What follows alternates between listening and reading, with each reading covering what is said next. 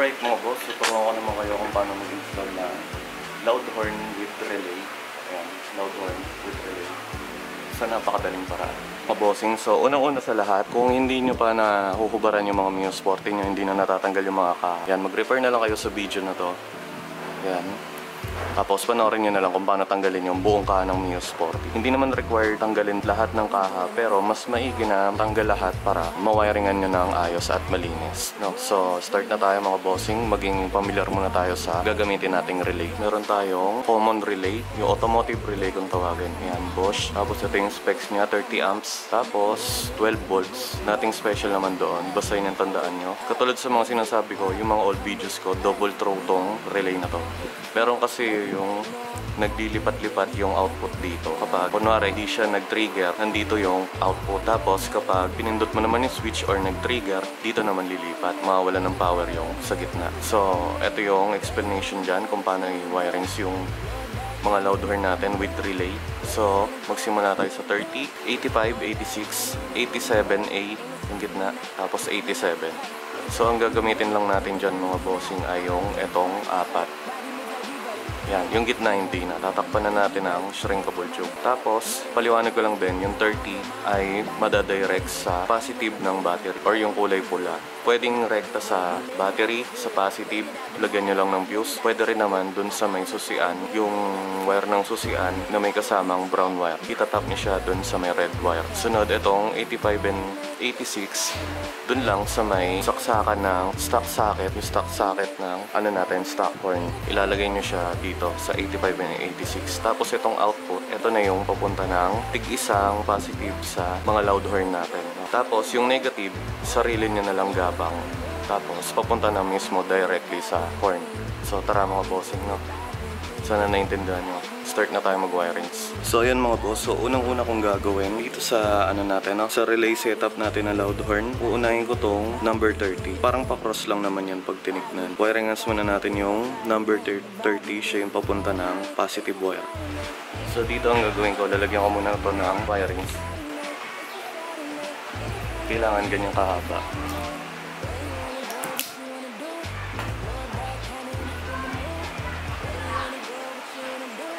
Tapos, kung wala kayong terminal, pwede nyo namang ilusot dun sa butas. I-bend nyo siya ng paganyan. Bago nyo siya bilutin, ipitin nyo muna ng long nose yung pinagkabitan. Ayan, para kapit na kapit. Saka nyo ikutin.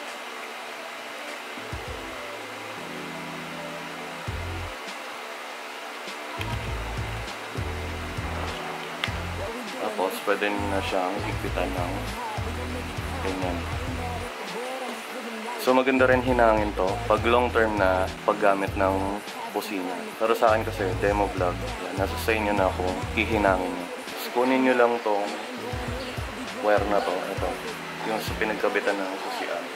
Magkakabit yan. Tanggalin nyo lang. So, ayan. Dito, kakat ko tong socket na to.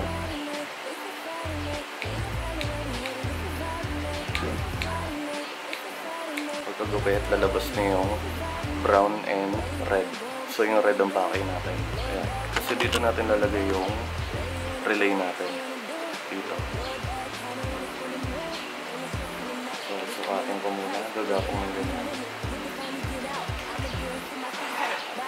Dito.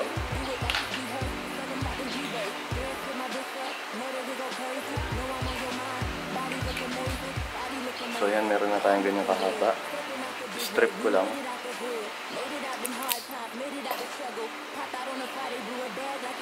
Ayan. Tapos, strip ko na rin tong red wire. So ayun mga bossing, no? For your information lang mga bossing, hindi ko nalalagyan ng fuse tong gagawin nating relay loud horn kasi ditong side na to, etong positive na to, pag binaybay niya yan, pag-abang, papunta dito, yan dyan. Papunta rin naman siya sa main fuse natin na, na 10 amps. So make sure lang na 10 amps yung fuse nyo para just in case magkaroon ng shortage, pumutok agad at ma-prevent niya yung pagkasunog. So ito na yung relay natin. No? Check nyo rin kung maluwag, yan, higpitan nyo na lang. Tapos, lalagyan ko na to ng shrink tube.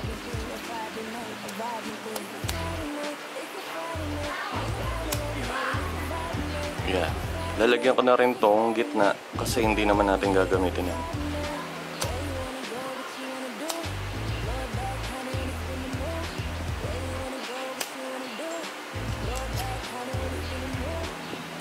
Okay na. Tapos mga bossing, pagtapos na tayo dito sa positive natin, yan, papunta ng positive ng battery. Dito muna tayo sa 87, yan sa taas. Tandaan nyo, pa-cross lagi ang tingin na. Tapos, lilipat na lang pala natin, hindi natin dito ilalagay kasi hindi naman ako talaga dyan naglalagay ng relay na malaki. At hindi rin ako nagamit ng relay na malaki kasi yung may special relay na tayo na mini relay, no? Pero yan, para madali yung matandaan at hindi naman common yung special relay na ginagamit natin. Gagamit tayo ng common. So, pag naglalagay ako ng relay na common, lalagyan ko muna to ng wire para sa sa loud horn. So tapos na ako maglagay ng wire sa relay para sa output. Lagay muna natin tong mga horns natin. So nakalagay na to dati, bended na rin yung bracket. Aayusin natin yung placement.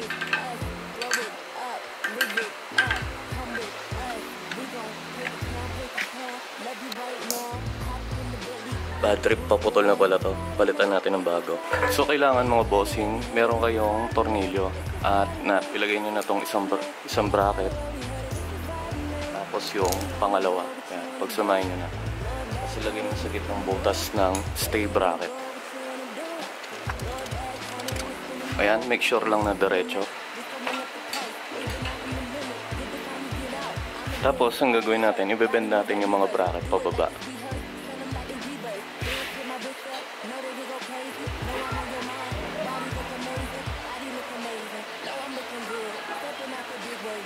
Kapag bended na mga boss, lagyan na natin yung horn. Ang ginagawa ko dito sa paglagay sa horn, kung snail horn kayo mga bossing, ayan, snail horn, pag ganyan.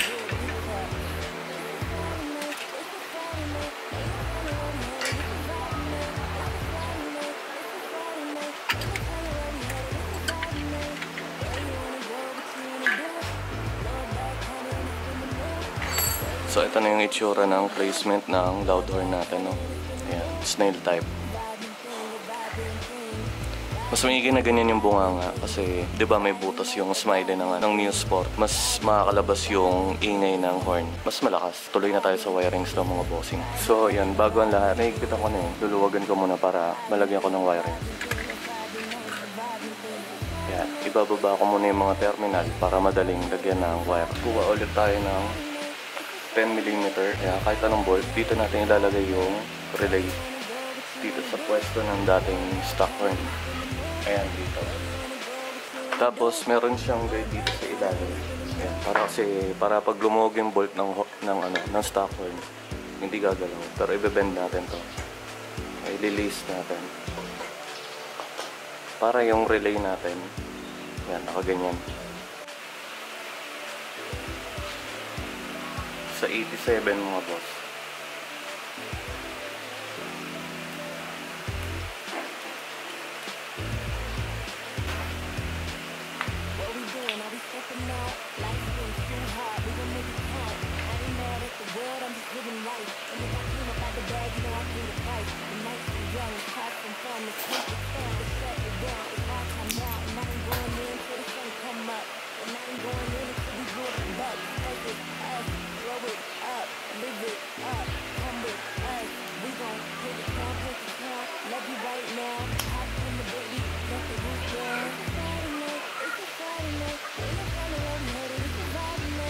Ikakat ko sa gitna.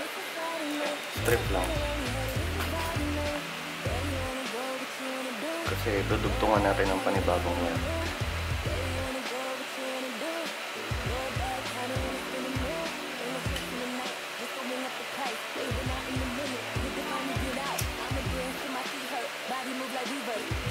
So mga boss, hanapin nyo lang tong yan yung nakakabit na socket sa stock horn natin. Tapos ilagay natin sa 85 and 86. Ayan. Kung sa relay, ito yan. 85 and 86. So wala palang problema kahit magkabaliktad yun mga boss, kung ano man dito sa dalawang to.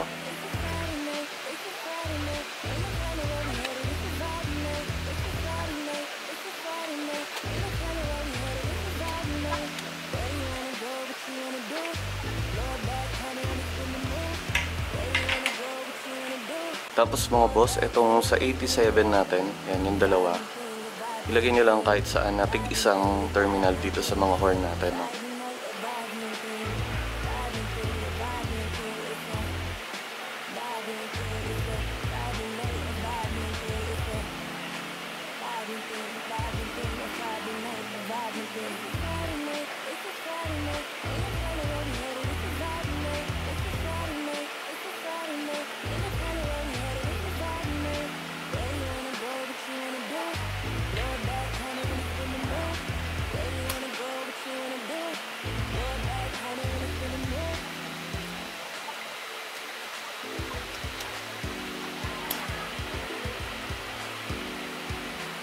So yan mga boss, nakakabit na yung dalawang positive output natin ng 87 papunta sa horn.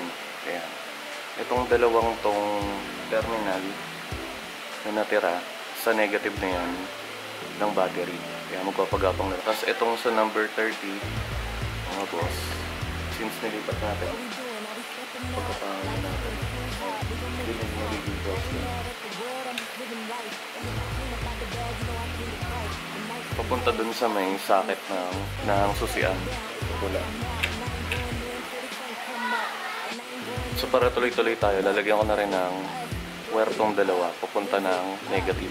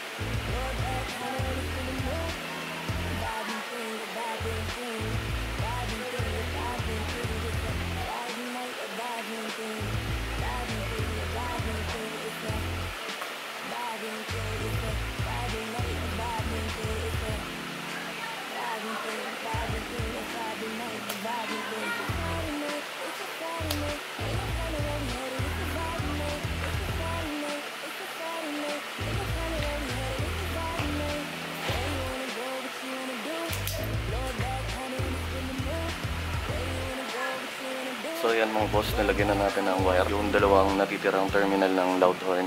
Tapos, eto, lalagyan ko na lang ng shrink tube. Yan.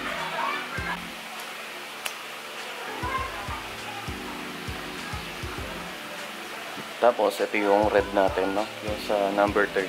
Tatap lang natin dito sa pula ng susian. Ayan. Dito kayo mag-tap, huwag dito sa susian kasi just in case na kapag nasira susian nyo, magpalit kayo. Dito nakatap lahat.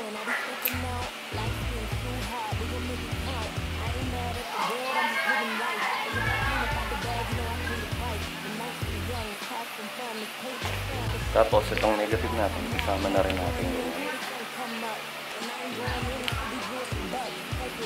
sa likod lagi ng harness. So, ipit natin.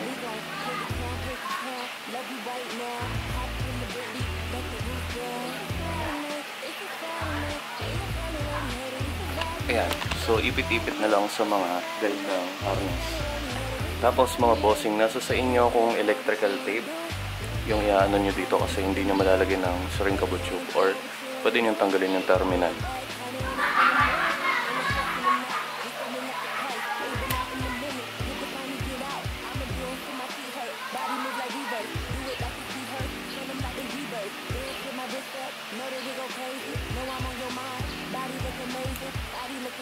Ayan. Alright mga boss, so paggapang na tayo ng negative, pupunta doon sa pinakamalinis na paraan. No?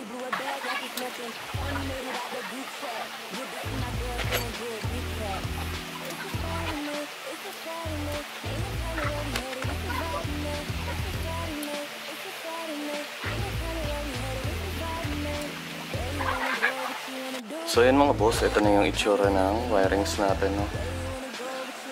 Ito yung pagapang natin. Dito lalagyan ko pa ng cable tie para hindi gumalaw. Pero makokoberan din naman yan ng araro at bangka. Malinis, di ba? So dumaan siya dito, dire-diretso, pupunta dito, pumailalim, tapos papunta na ng negative ng battery. Tapos isushoot sa may butas.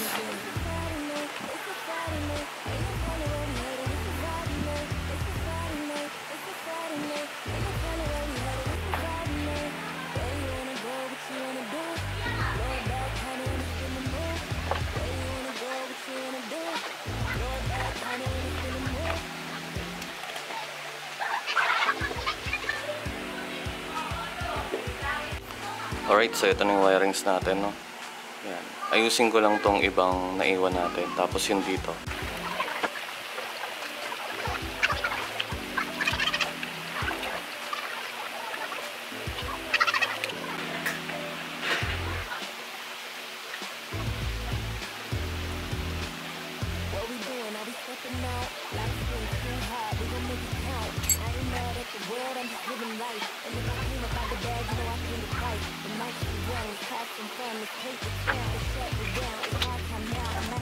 Ito na yung final result ng modification natin. Yan, loud horn. Basic lang naman. Linis, no? Diba? Hindi katulad sa, sa mga nakikita kong pag binubuksan namin yung mga Muse 4, bugal-bugal yung wirings. Pero ito makikita, ayan, napakalinis.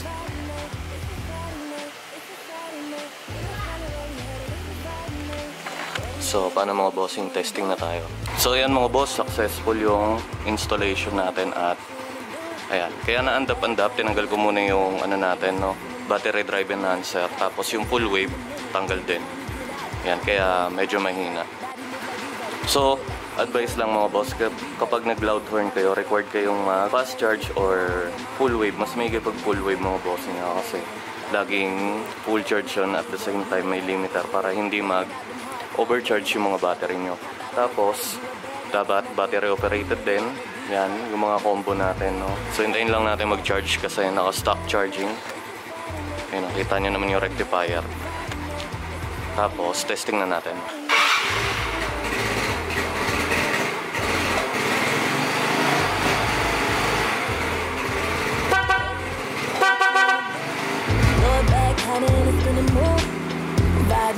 A vibing thing, vibing thing, a vibing thing. It's a Friday night, a vibing thing, vibing thing, a vibing thing. It's a vibing thing. It's a Friday night, a vibing thing. It's a vibing thing, a Friday night, a vibing thing. It's a Friday night, it's a Friday night. Ain't no telling where we headed. It's a vibing night, it's a Friday night, it's a Friday night. Ain't no telling where we headed. It's a vibing